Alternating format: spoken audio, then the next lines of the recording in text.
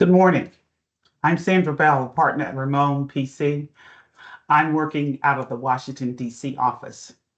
I spent most of my career at U.S. Customs and Border Protection, having joined there since law school. And in the last 8 years, I've been in private practice. I practice in all areas of customs and administrative law, the details of tariff classification, country of origin, customs penalties, border enforcement. And I've seen both sides of the game in terms of the government perspective as well as the private sector's perspective. So I think I've been able to combine those two experiences to serve my clients in a variety of areas, mostly international trade companies, mostly international global supply companies. And so I've seen the benefits of being able to have a free trade environment as well as to support the various issues of the respective domestic countries in which these companies are located. Thank you for having me. The topic that I'm covering is strategies to minimize duty liability in the U.S. heightened tariff environment. You may wonder, why is that needed today? Well, in today's environment, international trade between countries is common. We've had the proliferation of negotiations of free trade agreements, which have been encouraged over the years. And so for many global companies, importing into the US and elsewhere, it's really no easy way to stop sourcing products from other countries.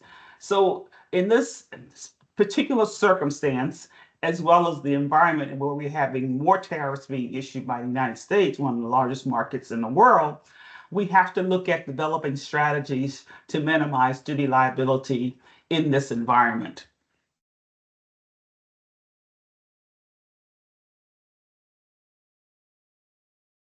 So let's take a look at a technical company called Company A. It's global supply and trade structure, which is pretty common when you're talking about a global company. They have affiliates in Asia, North America, as well as Europe, major the large markets. This company develops and sells products and services worldwide, to customers who build other products from the products they're selling, as well as customers who are just consuming them. The Company A's affiliate companies sell their own products in those markets, and that is in the Americas and Europe, as well as Asia. You'll see that Company A sources primarily through unrelated contract manufacturers. These are companies that are in design manufacturers called ODMs and CMs. These are companies that are only sourced to develop the product from materials that are supplied by Company A's and Company A's affiliates, as well as companies that are only retained to develop certain designs, which they would own the trademark and whatever intellectual property rights, because in those circumstances, those are, work for hire. But they're separate from the affiliate companies, but they're unrelated, and they're unrelated to Company A. These processes happen in three large regions of the world: the US, China, Southeast Asia, Mexico, Germany, and other parts of Europe. So just taking Company A, for example, it has extremely difficult challenges in the wake of the very recent US executive orders. So let's take a look at some of these executive orders, because as a result of just a month of having so many changes in the United States trade landscape, it's all the more reason why any company that's importing goods into the United States must develop strategic planning for those imports and exports to the United States before they get started, if that's at all possible. On January 20th, the president issued Proclamation 10886, which was a declaration of national emergency at the U.S. southern border. That declaration of national emergency at the U.S. southern border, however, established the foundation for three successive executive orders, resulting the imposition of additional tariffs in the amount of 25% on all products from Mexico, Canada, and then 10% an additional tariff on products from China. The reason for the tariffs on Canada was because it was perceived that Canada was not doing enough to stop the flow of illicit drugs across the border from the northern part of the United States. And of course, with Mexico, the reason was that Mexico was not taking enough actions to stop the flow of drugs, as well as undocumented immigrants over the border from the south. The reason for the 10% tariffs on products coming from China, and these are not products just coming from, but they have to be products of, they have to be sourced as being the origin of those countries, is because it was determined that China was the source of the synthetic opiate supply chain that would come in through these other countries. China's duties were only assessed at 10% because, as you may know, there are several assessments of duties already on products of China. You have some products coming in with a 25% added tariff, some products coming in with 10%, some products coming with 7.5%. It's not across the board, but this 10% would apply to all products of China across the board, in addition to the tariffs that they're already experiencing. Then about a week later, on February 10th and 11th, even though they're both dated, I think, February 10th, the president issued proclamations adjusting the steel tariffs and steel and aluminum tariffs on products coming to the United States. These are called the Section 232 tariffs. They were in existence since 2018, but many countries, through separately negotiated agreements, had those tariffs abated, either removed completely or substantially reduced. These proclamations pretty much avoided all of those agreements. And those were agreements with the EU, the UK, Brazil, Japan, Korea, and some other countries that might not have been identified. But these tariffs now will apply across the board, and most significant, the process now is not going to allow for any particular request for an exclusion. That was one of the biggest, what some folks would consider a loophole under the last assessment of these tariffs and back in 2018. Because not only did you have these separately negotiated agreements, you had domestic companies who were able to appeal to the Department of Commerce, the U.S. Department of Commerce, for an exemption of their particular products on the basis that the U.S. just doesn't source these products, or doesn't have enough steel or aluminum. Because when it says steel and aluminum, it's not just the raw materials. It would be articles of steel and articles of aluminum. For instance, pots and pans. They would be covered by these extra tariffs. So, and then many companies in the manufacturing business, which are probably hearing about some of the complaints from the car industry here in the United States now, because they probably did have an exemption for the steel that they would be needing and aluminum they would be needing to manufacture cars in the United States. But that exemption is no longer going to be possible. And the U.S. just doesn't produce enough steel and aluminum currently to keep those manufacturing facilities going. So that's another hit that people will be experiencing.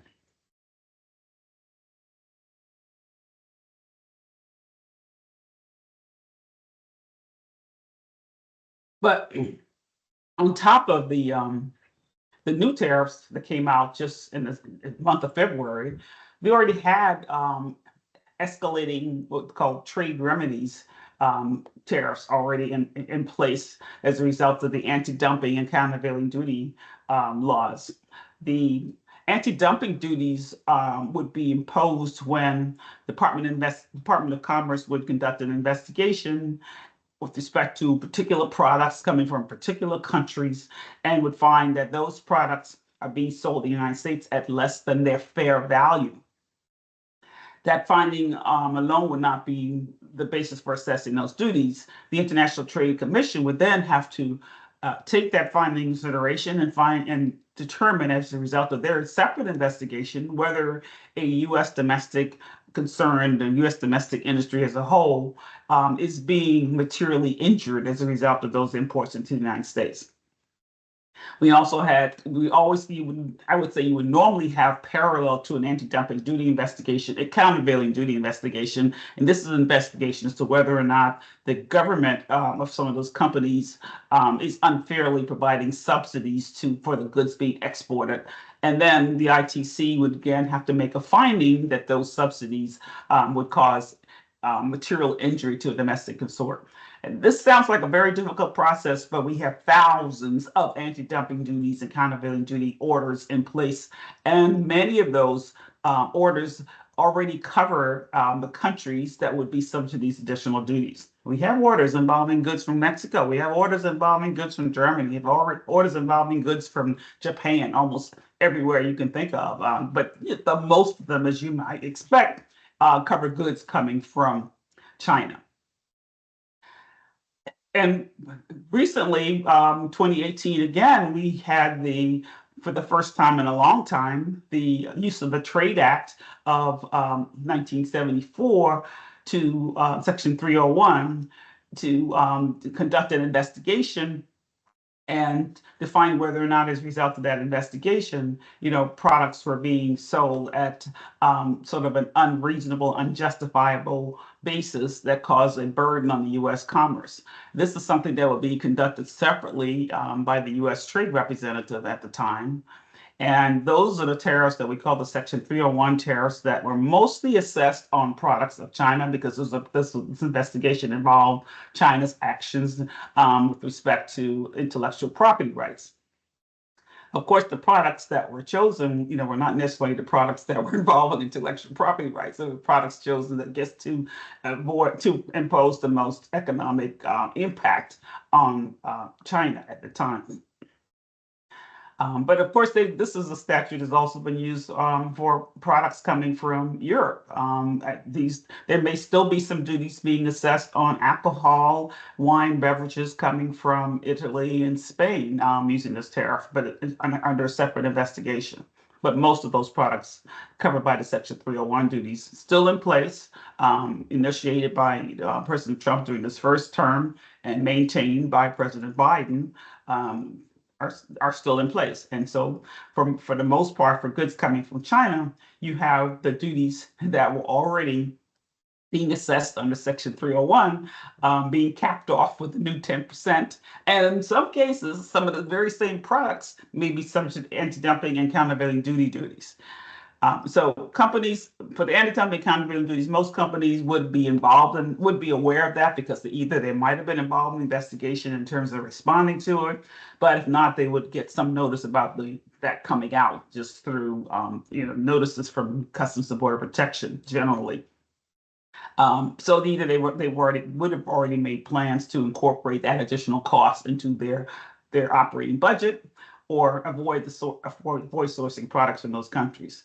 But then, here we're now dealing with tariffs that would apply to all products from certain countries, regardless of whether or not there was a dumping investigation. By the way, so I did not put it up in a slide, but there's also another section involving tariffs. It's called Section 201 of the Trade Act of 1974, which results in a lot of tariffs being assessed on solar products, from anywhere in the world coming into the United States. They're still in effect. And there are lots of exceptions to them, but if you're bringing in any kind of solar panel products or inputs, anything that's made from the crystalline photovoltaic cells, silicon, those are products that would be likely subject to tariff rates, which would be an extra tariff on top of the regular tariff for those products. And under the circumstances, most of those products aren't free in the first place.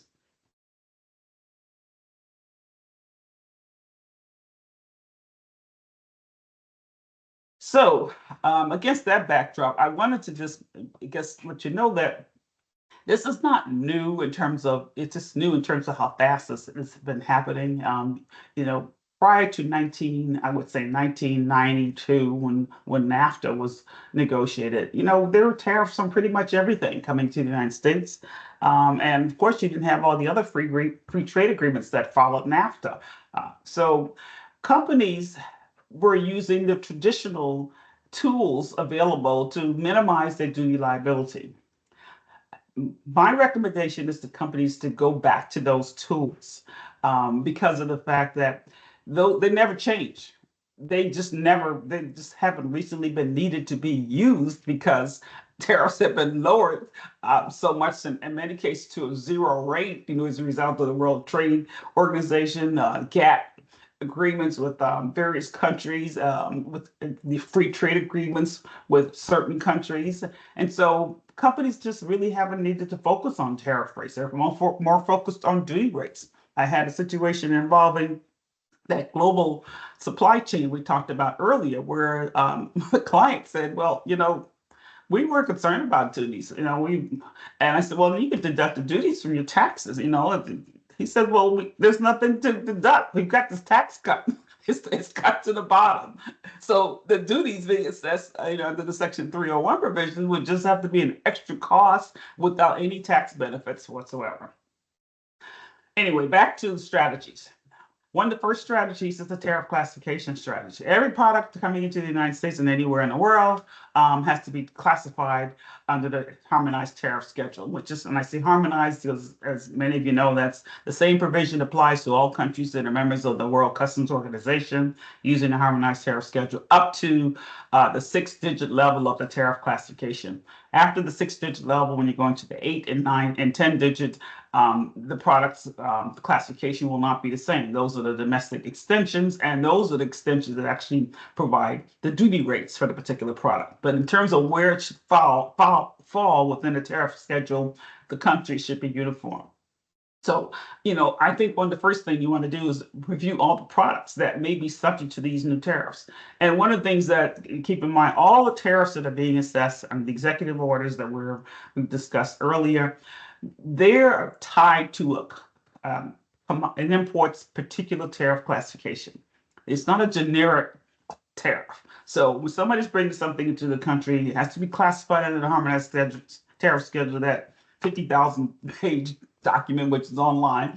And it will be determined based on that particular tariff classification for that product, what is the actual extra duty that would have to be assessed on that product pursuant to one of these executive orders. Sometimes a classification can change just based upon one of the components of an article. A product that can be made with aluminum extrusions may not be needed to be made with aluminum extrusion. Maybe it can be made with another metal or a hard plastic. To the extent that that's something that could be done, that change could possibly take it out of a tariff classification that's now subject to the new tariff on aluminum, or an existing tariff under the anti-dumping investigation. That is not illegal. That's called tariff engineering. It's legitimate to modify the design of a product for purposes of lowering your duty liability, as long as it's legitimate, as long as it's something that's transferred back to where it was right after importation. That's considered to be a fraud and artifice.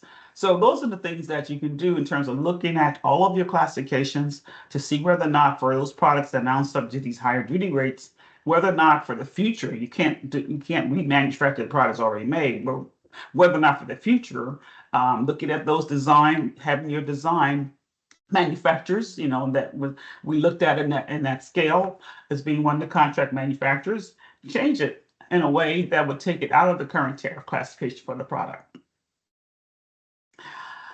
When you're talking about a company, global companies that are involved in importing and exporting to various countries, you can also look at altering your import strategies. For instance, if you're bringing products into the United States just for quality control, and I've seen this a lot, companies importing products from Asia into the United States for review, then they're shipping those products on to South America or Europe, Caribbean, or even Canada. But they want to make sure the products are meeting their standards. Well, I've seen companies where they were just importing them as if they're going to use them. It's called importation for consumption, as opposed to importing them under circumstance where they would not be paying duties. And there's several ways to do that. You can import something into your premises, the company's premises in the United States, under what's called a temporary importation bond for a time period where you're allowed to inspect, repackage the product for whatever purpose, and then the product has to be exported. You can also import the product into a U.S. Customs bonded warehouse where you can do the same thing, but you don't have to export it. You can decide to bring some of the products into the United States after that measure. But in the meantime, no duties are paid. And of course, you can do the same thing in bringing the products into a foreign trade zone. Those are considered to not even be within the customs territory of the countries in which they're located. And you could do the storaging, you could do the manipulation, and you could actually do some further processing to the product there. But then before it's actually shipped abroad, or if you wanted to eventually bring it to the United States. But those are situations where if you're coming under these special tariffs, however, most of those tariffs have provisions that whatever status, whatever duty rate applies to the products when they're imported into a foreign trade zone, they maintain that duty rate when it's coming out of the foreign trade zone. So an example would be if the tariffs on say, because you actually have some foreign trade zones making vehicles. So if the tariffs on a certain product, say steel coming into a foreign trade zone, 25% steel, then that product is being used to make a tire rim wheel in a foreign trade zone, it's going to have that high 25% rate tariff when it comes out, even though the duty rate on that wheel will maybe only about 4.5%, because these special tariffs have provisions that says that they have to actually, you're entering into the foreign trade zone, what's called foreign privilege status, which means that status that it comes into, that duty rate that applies, will be the duty rate applied to the finished good, even if the classification is totally different from the product entered. And that's just something to keep in mind when using the foreign trade zone option. But that's not the situation for the manipulation in the bonded warehouse for exportation, and that's not the situation for the changes for temporary importation bonds, because in both of those scenarios, when you're manufacturing in a bonded warehouse or you're bringing something in under a temporary importation bond for doing the same process on the company's own premises in the United States, that finished product has to be exported. So that's the second strategy. First, you're talking about trying to see whether you can make sure the tariff classification you're using are correct, and to the extent that you may be incorrectly classifying the products, as I've seen, in a provision that has a higher duty rate. And then if possible, see whether or not you can change the product through what's called tariff engineering. And then secondly, see whether you can alter your production process. I mean, the other thing I didn't mention is the fact that in the scenario where we're talking about that global supplies chain involving Company A can decide that those products that are being made, by the manufacturers in China, be shipped to the customers in Europe or South America. And the products that are being made by contract manufacturers may be in Mexico or the Caribbean, and maybe even in Europe, can be shipped to the United States. That's something you can consciously do to avoid paying a higher rate whenever possible. And it's just another toolkit to consider.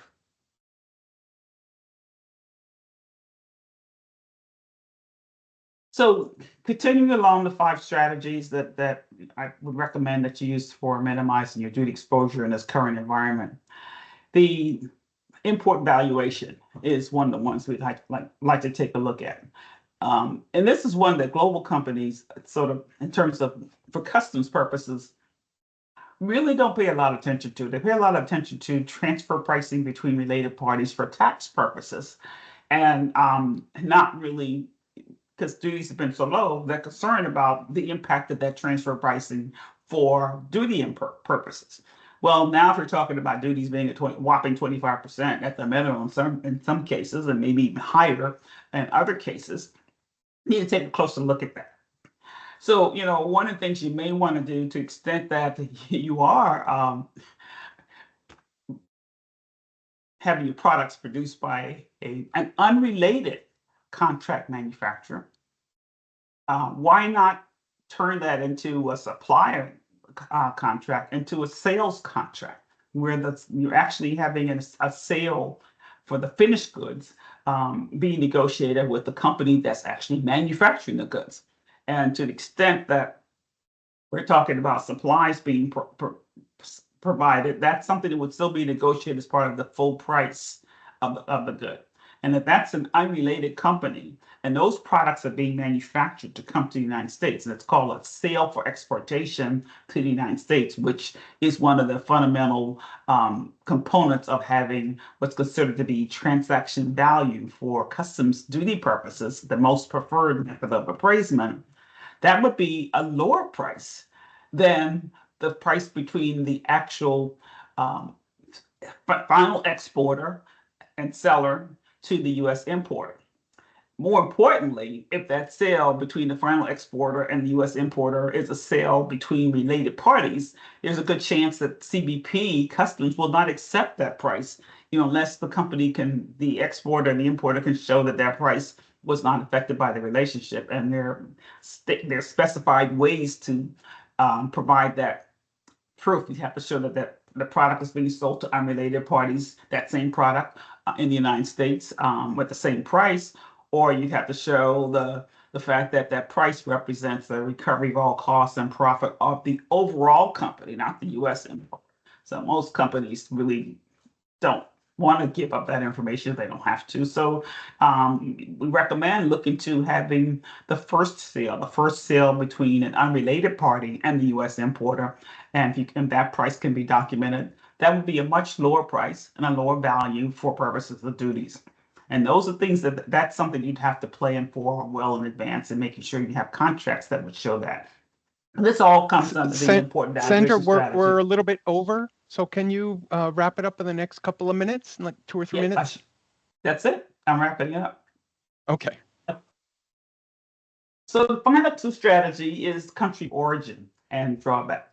Country of origin is one where you're trying to change the origin of the product from a country that has the highest duty rate to a country that has either no or a much lower duty rate. And how do you do that? You're going to make sure that the product that's coming from the country with the higher duty rate can be processed into a new product, what's called a new and different article of commerce under the substantial transformation standard. If that happens and you can do that, then you're not concerned about the first country's high tariffs. They have no impact on the final product coming to the United States, and the country of origin of country of origin will be the country who was last produced, and that country's tariff will be the tariffs that be applicable. The last strategy, I call a backup strategy because it's not something you can use that much for these additional tariffs. They're not allowing it to be used for those tariffs under the executive orders based on a national security declaration, and it's not allowed to be used for the tariffs that are on the aluminum and steel imports. But they can be used for the regular tariffs as well as for the Section 301 tariffs on China. And this is a process where you are able to get a refund. It's called a drawback, which is getting a refund of 99% of the duties that you paid on the importation of goods.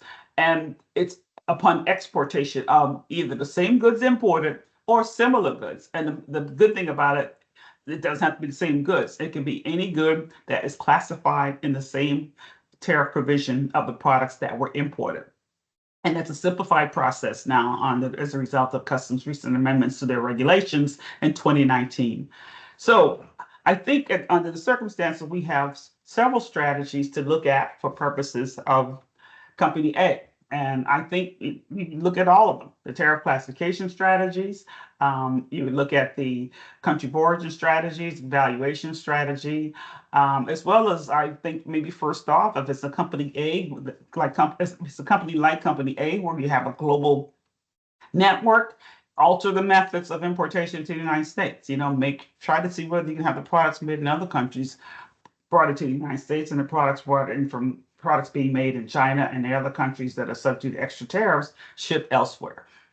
But I think that's what we have to do at this point in time, and I would be happy to have follow-up questions taken from you, since I know I'm not able to take them at this time. Thank you so much for your time and attention. Thank you, Sandra. Thank you very much.